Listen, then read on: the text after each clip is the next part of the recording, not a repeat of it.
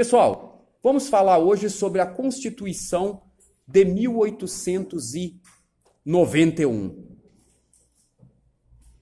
A Constituição de 1891 também é chamada de Constituição Republicana. Essa Constituição também é chamada de Constituição de Rui Barbosa.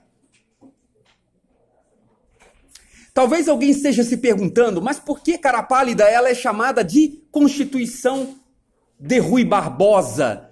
Porque foi Rui Barbosa quem foi o redator do anteprojeto desta Constituição. Então foi Rui Barbosa quem redigiu todo o anteprojeto que deu origem a toda a Carta Magna.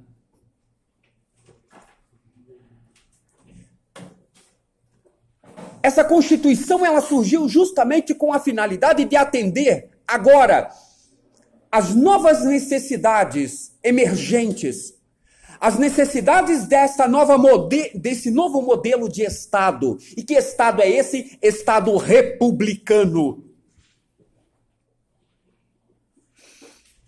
Com a promulgação da Constituição de 1891, a Constituição de 1824, portanto, a Constituição outorgada, Constituição esta mais longa, Constituição esta que foi criada para atender às necessidades do Império.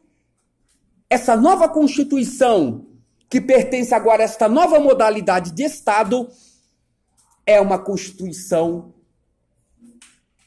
liberal, com muitos elementos do liberalismo, mas, sobretudo, com muitos elementos do positivismo. E nós entendemos que nessa transição de império para república, o Brasil passou por profundas transformações políticas sob todos os aspectos.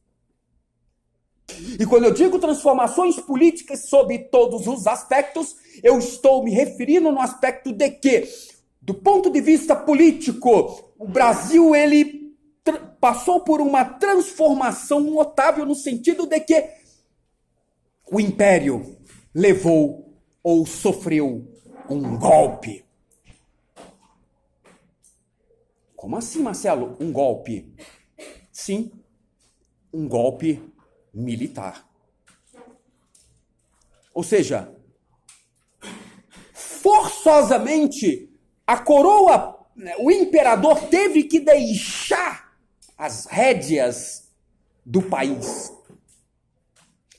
Ao forçosamente deixar as rédeas do país, ou seja, ao forçosamente ele deixar o controle e o governo do Brasil, é implantado aqui no Brasil um governo provisório. Estudaram sobre isso? Hã? Quando nós falamos em governo provisório, a palavra provisório, o sentido da palavra provisório que eu tenho em mente é a República da Espada. É a República da Espada. 3 grandes militares governaram o Brasil na época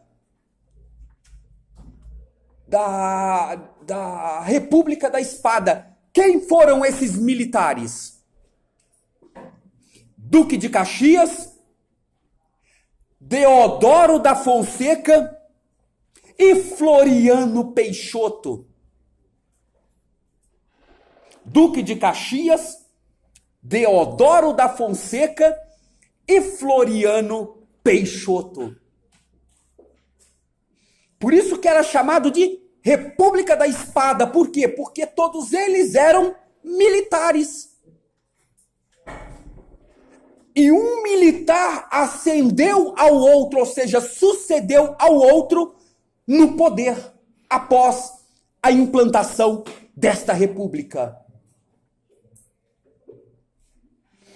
A Agora, né, não é mais um poder moderador, como era na Constituição de 1824, quem determinava, né, os meandros da política no país. Agora é um corpo legislativo quem vai determinar os meandros da política no país. Quando eu digo que era corpo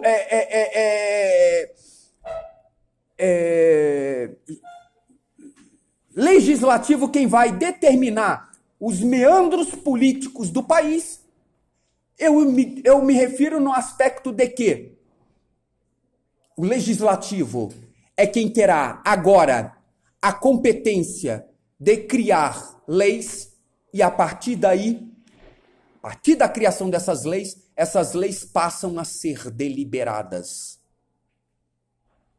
E para isso é eleito o quê? É claro que a eleição era indireta, é eleito indivíduos para ocuparem cargos. Dentre esses indivíduos, nós tivemos deputados federais, nós tivemos deputados estaduais, senadores e vereadores. Para o executivo, o presidente da República, ele era o chefe máximo da nação, ok? Com isso, nós temos aí, com a Constituição Republicana de 1891, a instituição do chamado presidencialismo, que é vigente até hoje. Ou seja, o presidente é o chefe do executivo. E esse presidente, ele governará acompanhado de governadores e também prefeitos. Ou seja, é eleito governadores para os estados, são eleitos, melhor dizendo, governadores para os estados e são eleitos prefeitos para as cidades que estão inclusas dentro dos estados. E no judiciário, juízes, promotores, desembargadores, etc, etc, etc. Percebe como o país, do ponto de vista administrativo, ele começa a se consolidar? Pois bem, da mesma forma que é hoje, era naquela época, em 1891. A questão é, naquela época, né, o que aconteceu? Aconteceu que o Brasil passa a ser dividido em unidades de federação. Unidades de federação. Ou seja, a implantação da República Federativa com governo central e 20 estados membros. Ou seja, com o estabelecimento desses 20 estados membros, esses estados membros, eles tinham o quê? Uma autonomia relativa e muito limitada. Relativa e limitada. Tá.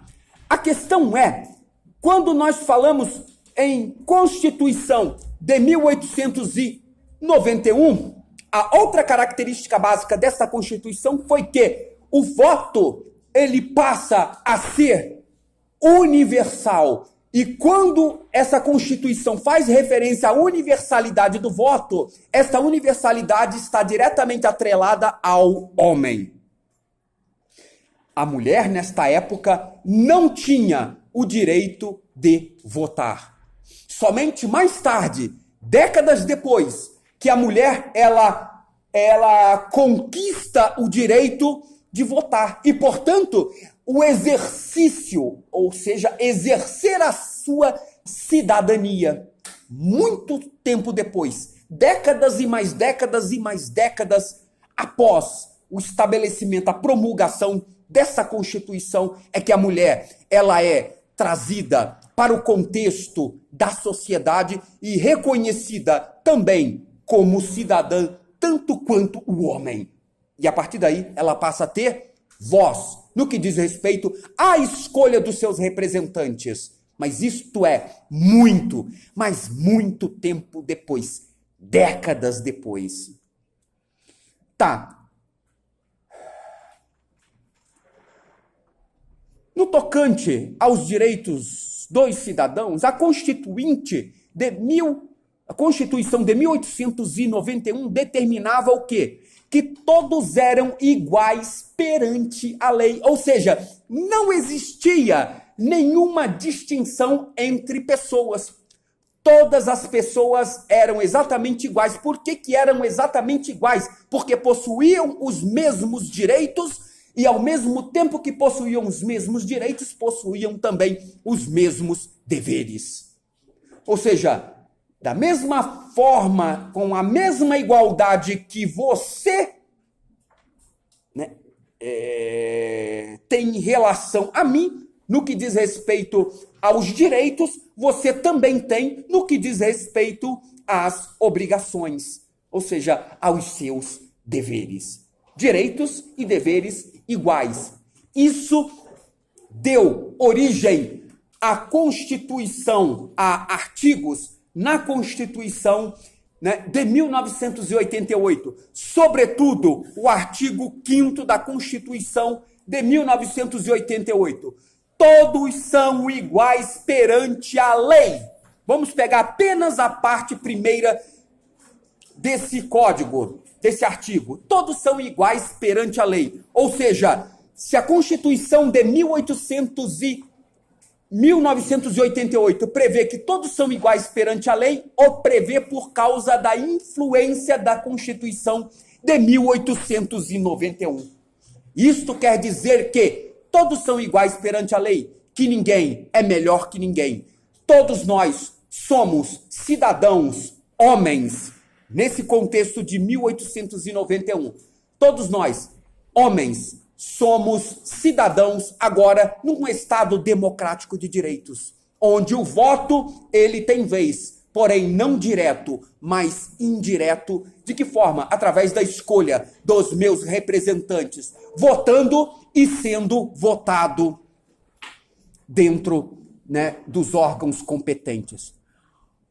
Outra característica, ninguém poderia ser obrigado a fazer ou deixar de fazer algo, senão em virtude do quê? Da lei. Ou seja, eu tinha que cumprir com as minhas obrigações. Eu só poderia deixar de cumprir com as minhas obrigações a partir do momento que a lei assim previsse. Se a lei me dissesse que eu poderia deixar de cumprir com as minhas obrigações, enquanto cidadão e enquanto marido, eu poderia deixar de cumprir com as minhas obrigações. Por exemplo, eu sou casado. Nesse período, eu sou casado. Assim como eu tenho os meus as minhas obrigações, eu tenho os meus direitos.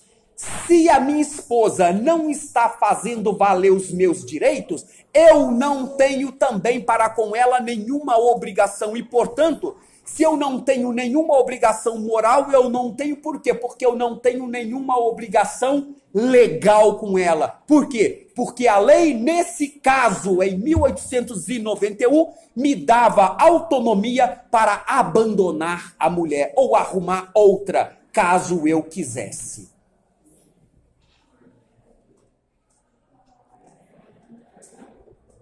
Outra característica, liberdade de culto religioso, ou seja, você tem autonomia para escolher a religião que você quiser seguir. Outra característica, o estabelecimento do ensino laico, ou seja, sem a interferência da igreja. O ensino agora não deveria ser orientado, né, pela igreja, mas o ensino agora deveria ser orientado pelo próprio Estado. E como tal, uma vez que o Estado era laico, não ateu, mas laico, ok? Uma vez que o Estado havia concedido a liberdade de culto, né, o Estado agora deveria ter a competência de gerenciar, né, a educação de seus cidadãos. Mas agora sem a interferência da igreja. Por quê? Porque a igreja vai perdendo paulatinamente a sua hegemonia política e, consequentemente, religiosa. E com isso é criado o quê? São criadas as escolas, não mais católicas, mas agora são criadas as escolas laicas, as escolas públicas. Dentre essas escolas públicas que foram criadas, o colégio militar na qual eu fui aluno, né? Ó.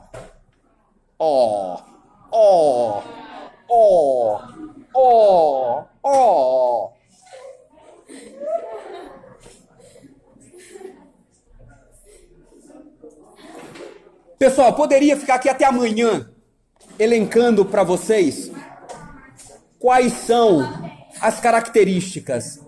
Mas eu peguei algumas, tá? Para vocês poderem entender que essa Constituição de 1891 foi uma Constituição que pertenceu agora a um Estado republicano, que obedece agora a imperativos não mais reais, não mais imperiais, mas agora a imperativos republicanos, fundamentalmente republicanos, ou seja, uma nova modalidade de Estado. Obrigado, gente, pela presença de vocês, tá? Direito Constitucional, Constituição de 1891.